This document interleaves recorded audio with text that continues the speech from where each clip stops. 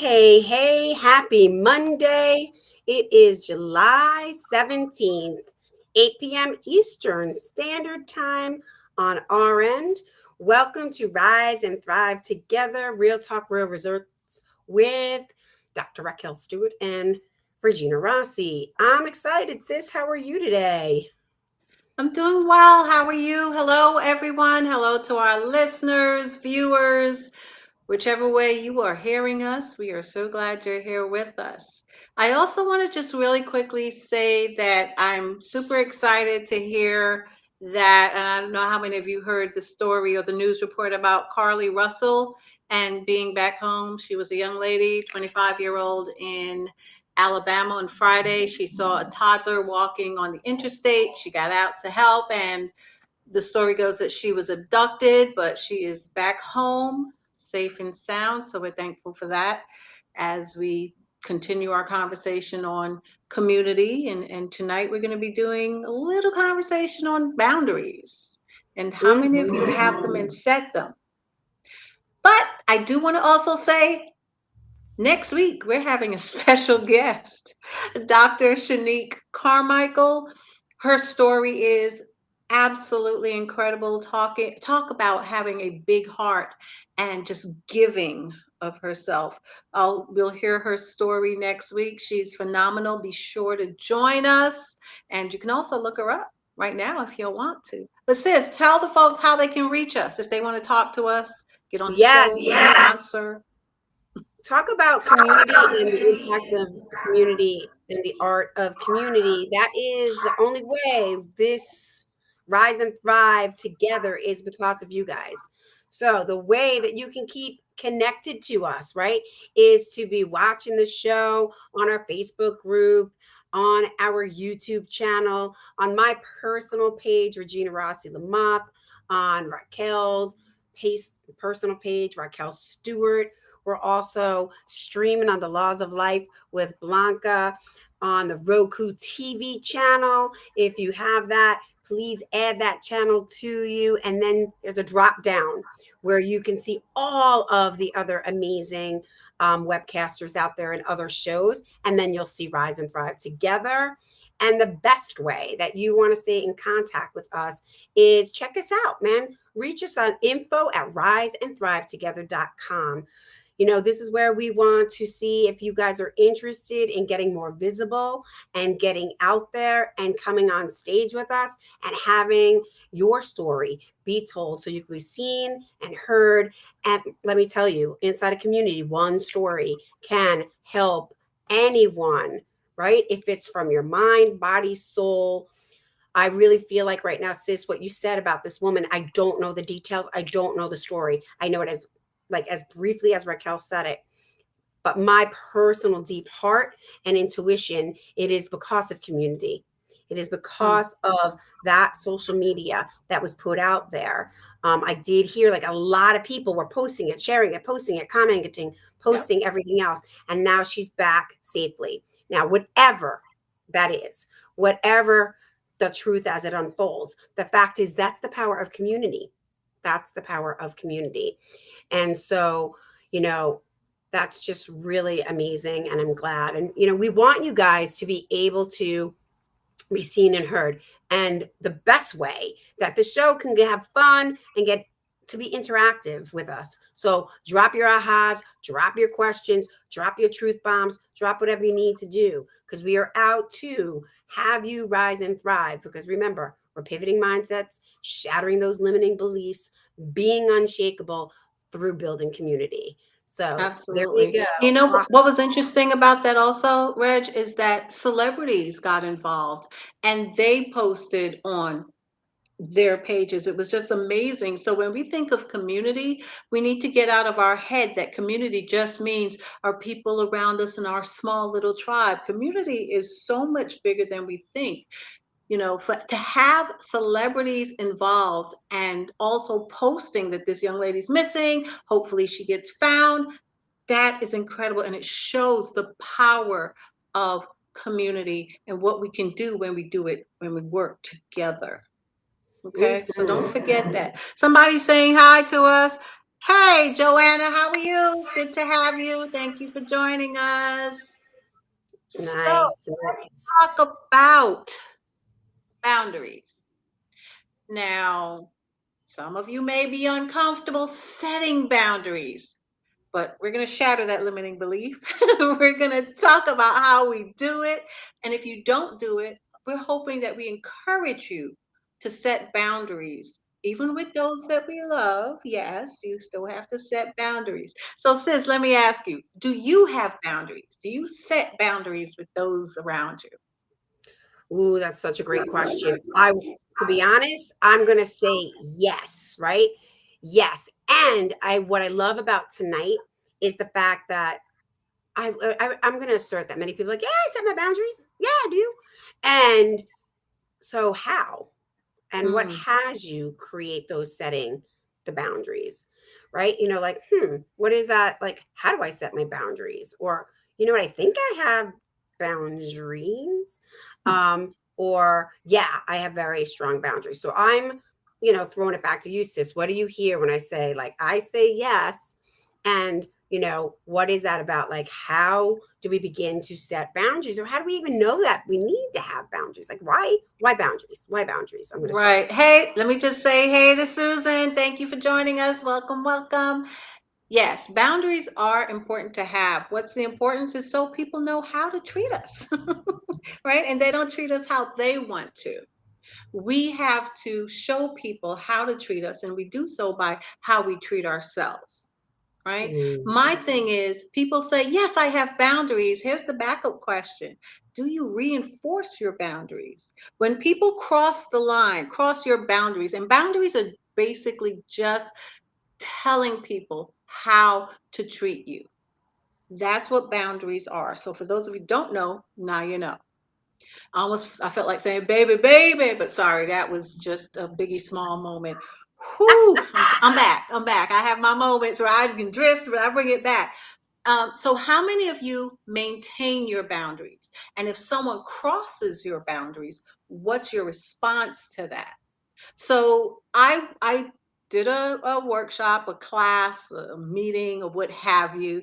And there's 7 types of boundaries. Let me just run through them. This is not a lecture. We're gonna run through them. So I'm going to read, okay? Time. How many of you have a boundary for time?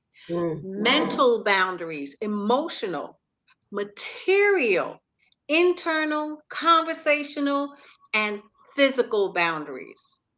Those are the 7 types that were taught or talked about in this meeting that I attended. What I find interesting is time.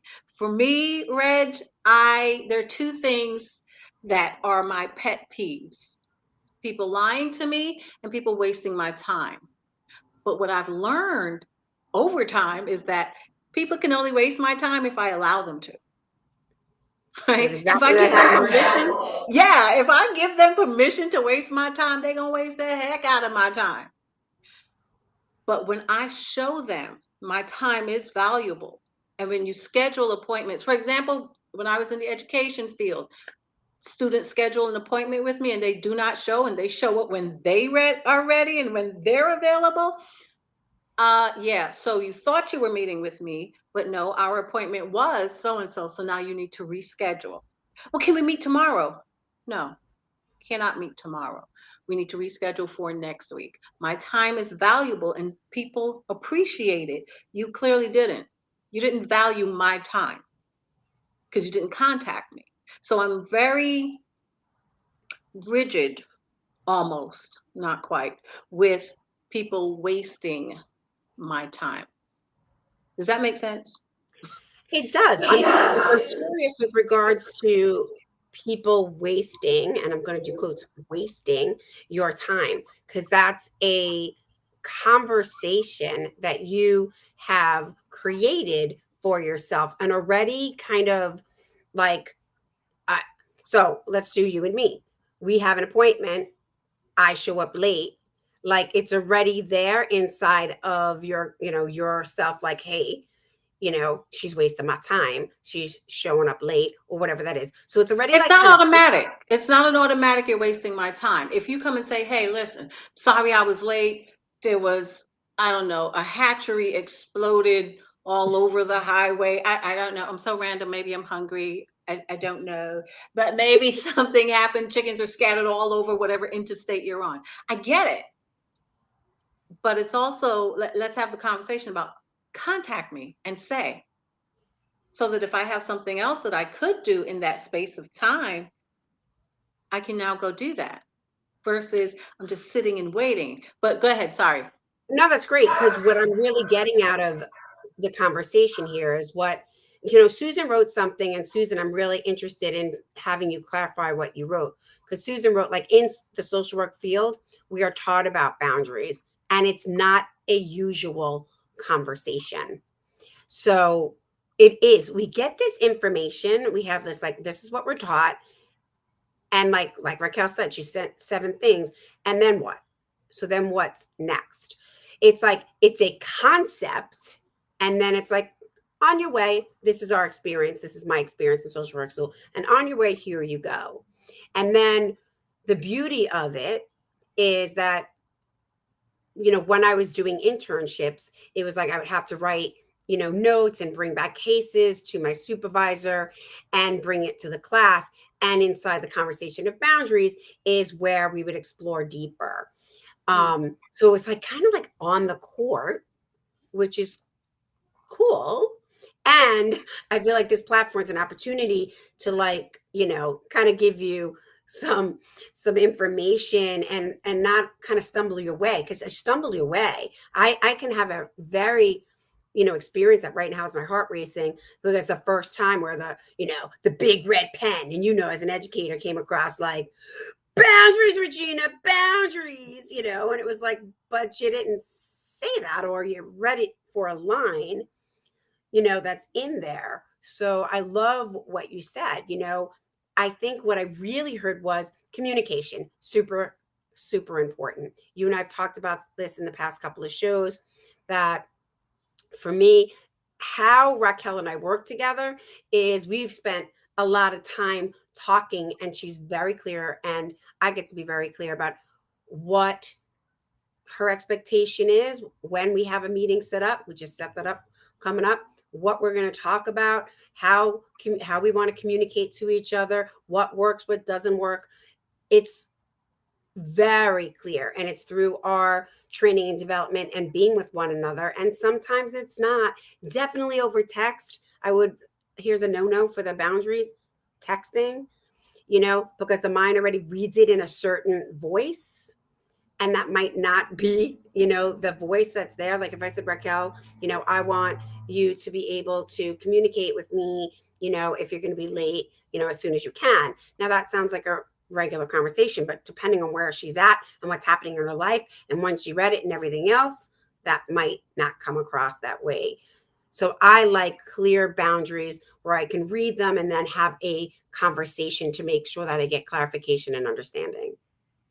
cool. I want to throw that out to our audience. Hi, Odelia. How are you? I want to throw the question out to our audience. Do you have boundaries? Do you set boundaries with the people in your life, whether it's intimate, personal, professional, whatever it is? Do you set boundaries? And if so, how do you maintain those boundaries? Because there are people, and people in my own life, who try to test my boundaries. And they want to keep pushing my boundaries back, so that gives them more space, and that's not going to happen. And I'm very clear when I'm speaking to people. It's about, like you said, Reg, it's about communication, but it's also about respect. Respecting the person who's telling you, these are my boundaries, and you do not cross them. And if you do, then we have to have a different kind of conversation. Susan, yes and yes. Great. But sometimes I'm surprised and have to figure it out. Absolutely. No one's got it totally laid out, right? We don't want you to think, oh, okay, everything's totally laid out. Absolutely not. There are boundaries that I have to set with myself. How many of you set boundaries with yourself? I have to set boundaries about communication. and how I talk to myself. Because there are times where I'll catch myself saying, I'm really not trying to be a jerk. And I'm like, well, why are you saying you're not trying to be a jerk? If you are, you are. If you're not, you're not. It's okay. But you don't even need to use that language. So I catch Mm. myself. I catch myself when I'm about to speak something other than life into my life. I catch myself. I'm like, let's stop it right here. Let's not even let that thought drift into a feeling, which is going to elicit a behavior. Let's not have that. I try to stop it here. Sometimes it slips because I am human. I am not a robot, but I have those boundaries. And then I don't beat myself up either when I cross my own boundaries. Ooh, Right? I I'm got like, something that came to mind. go ahead. Let me hear what came. I was on a call this morning, and one of the conversations, and I'm going to take this to boundaries, is so I'd like to know from you, Raquel, give me one of your clear boundaries with yourself. So can Mhm. you answer that first? What's one of a So clear boundary? one of my clear boundaries is to be specific. There are times I can be kind of like wishy-washy. I'm like, well, and then, and no, not and, because I can't take people on a trip. When I want something, I have to be specific. And that's something I'm still working on myself with, being specific. Specificity is the basis for cooperation. So if I want others to cooperate with me, I have to be specific. I can't be all over the place taking them on this traveling trip. Specificity. If I'm specific, people know exactly what it is that I want. So I have to practice speaking or being specific in my speech. I just can't. So there you go. Great. And the rest of the for lack of a better term, assignment is once we know what that specific boundary, we'll use it in boundaries today. Can you see where, like Susan was saying, sometimes, like where do we break that in other areas? So, meaning you're specific with yourself and you can see it work and not work. And maybe yours works well with me and maybe it doesn't work well with mom, or maybe it doesn't work well with so it was one of those it's one of those inquiries of where boundary are you, like, why does it work in one area and doesn't work in another area, and why does it work in this group of people but not in this specific group of people, and don't do anything to fix or change it. Be in that inquiry, be in that inquiry of starting to wonder what, like look at it deeper and wonder why. I can say, for example, I probably work very well with Raquel, Susan on here, Joanna, who had dropped an awesome truth bomb. We'll get to that in a second, Joanna. And but if it comes to Josh, right? Or if it comes to Lexi, like there's all of these, and Susan's got some great stuff happening. So we got lots of comments, why it works here, because you and I have a very specific intention, right? When we're speaking about our business, what we're up to, the impact we want to make, the difference we want to make. Mhm. And I don't always, like you said, stop, take a breath, and then be like, what am I going to speak to him about? Right? Look at his boundary. And today was the perfect example. My husband's not well. He's not well today. And this morning I took Lexi to school and we were late. We were late. I already communicated. Camp was great. They were rocking. He came out not feeling well and was like, like, you gotta go, blah, blah, blah. Now, the right away, that brain, right, wanted to cross that boundary of like being right and being whatever and getting in his face. But the boundary is that we've created is when he says something and I'm clear, all is well, all is handled and all taken care of. I don't need to take that personal. Like, why am I taking that personal? And I understand that he's not well, right? So I just was like, babe, thank you, right? Like, thank you. And, you can go back to bed. And then I was able to write to him. Many times I cross that boundary because me, I'm excited. I want to come in and I talk. He's working and I'm like, Josh, I just spoke to Raquel. I just spoke to her, So now we have this thing. Boom. Hey, I have something to say. I text, hey, babe, I've got something really exciting. I'm coming home at 1 o'clock. Do you have any time for me? to talk about this because it's just like really heavy on my mind or something really exciting. And if it's no, it's not personal. Like he literally is Right. doing what he needs to do for this family. Right. And then we create that time. So you can see where it works and it doesn't work. Like Susan was saying, it's like you play in it. Like sometimes you got it and sometimes you got to think about it. And other times you just fail at it. You know what I've found for me is I'll ask the person I'm speaking with, do you understand what I'm saying? Because if they don't, it's nothing against them. It's me as the person that's communicating that I'm not communicating in a way they understand. And that's absolutely nothing wrong with that. It's not about wrong. It's just they don't understand how I'm communicating. So that now leads me to change the way that I'm communicating, whether it's the words that I'm using, gestures, maybe my face and my words are not in sync. They're not synonymous for some reason. Very possible. But I've learned to say, do you understand what I'm saying? Is it clear? Because if it's not, as I said, it's just a matter of me going back and rehashing how I'm saying it, words I'm using. But let's jump in here. Joanna Joanna has said, it. huh? Oh yeah, I Joanna was going to said, say Joanna. Yep. stop it. Joanna said, I set the boundary by setting an example in how I treat them, right? And I ask them to reciprocate because that's how things work best for me.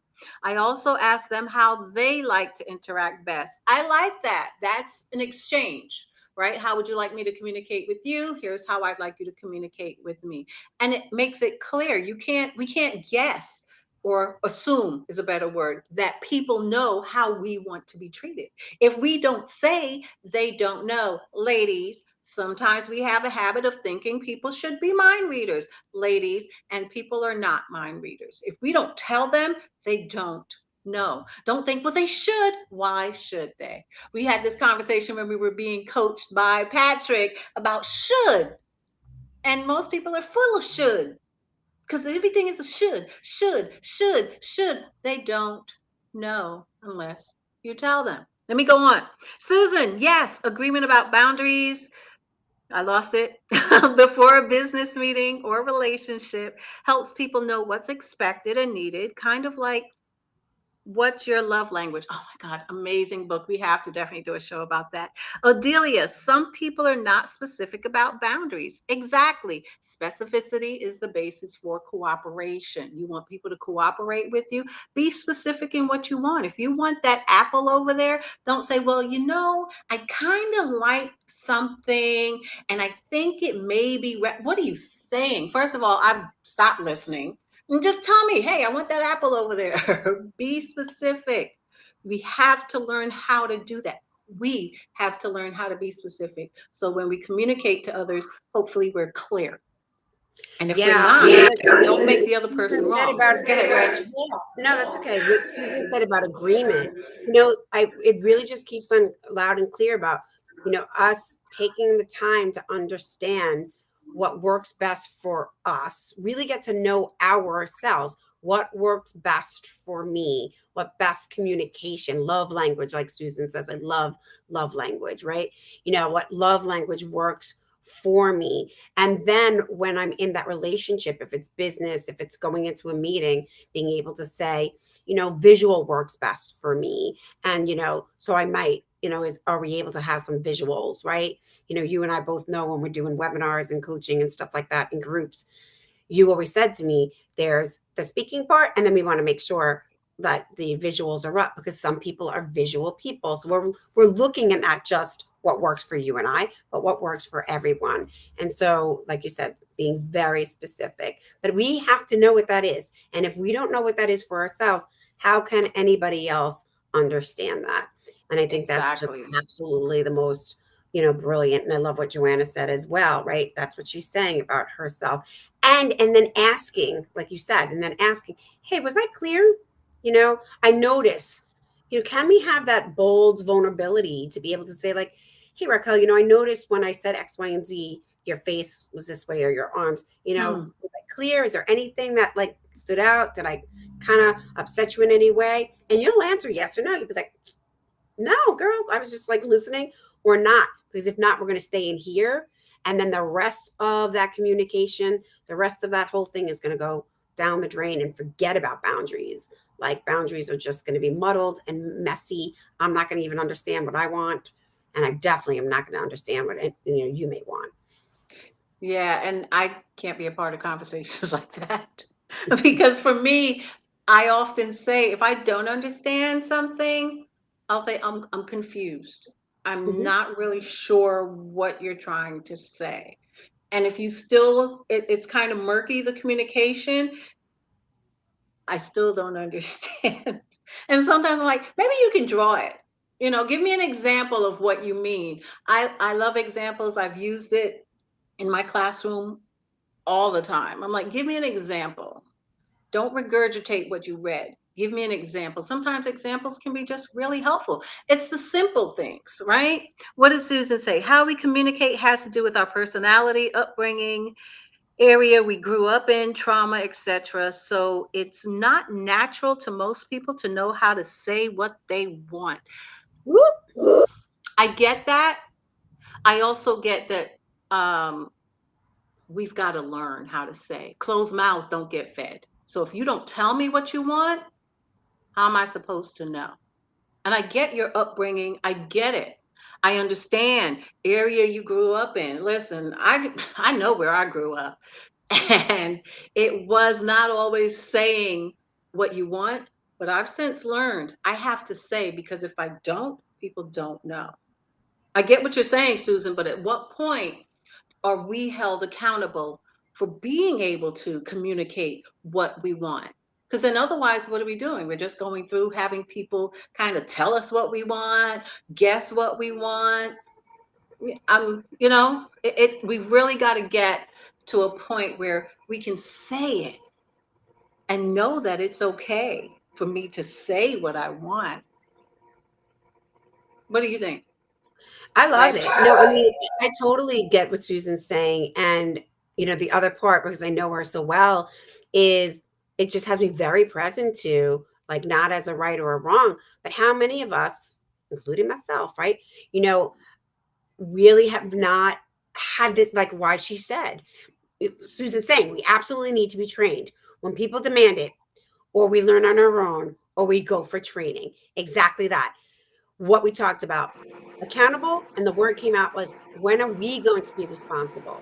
Because listen, we're not talking about children, we're talking about adults. So we're talking out here, Rise and Thrivers. We're happy for any young people that are listening. And I will make up young adults that are listening. But we want to share with you, hey, you're at a point, you're a young adult, you're an adult, you're a middle-aged adult, you're an older adult, you're whatever you want to describe yourself as. We are at an age, and a point where we need to be responsible for our lives and what we want. And so absolutely, this is why we're here. It's the reason, one of many reasons why we created this webcast for you guys, to have these conversations. Many of us think we know, like we know. And now hopefully we're going to leave you with, wow, I never thought about that. And do I really have boundaries? Yeah. And some conversations are uncomfortable to have. I get it. I understand it. It doesn't mean the conversation does not need to be had, though, right? Just because it's uncomfortable doesn't mean it's not a conversation that should be had or we need to have. Let me not say should. I said should and immediately thought of Patrick saying should. And I was like, oh. But Shitting all over uncomfortable yourself, girl. conversations is how we learn. Say that again. You're shitting all over yourself. I know I'm making a mess. Being responsible is a gift, not a burden. So well said, Susan. I love it. I take responsibility and I never wanted to, never used to. I used to be like, I was one of those pointing the finger, blaming kind of people. You know what? And then taking responsibility doesn't mean, oh my gosh, I'm wrong. See, we've got to get out of that thinking. Taking responsibility means just that. I get to take responsibility for my actions. I get to control that. So I don't know. But what did Susan say real quick? Yeah, that was it. Oh my gosh, I can't believe time has come and gone Over. already. So it's important. Take responsibility. Communicate clearly. It's a matter of respect. Set boundaries. And if you don't know how, info at Rise and Thrive Together. Okay. Reach out to us and we'll be more than happy to do a training on how to set boundaries. Remember, guys, together, we can rise and thrive. Till next time.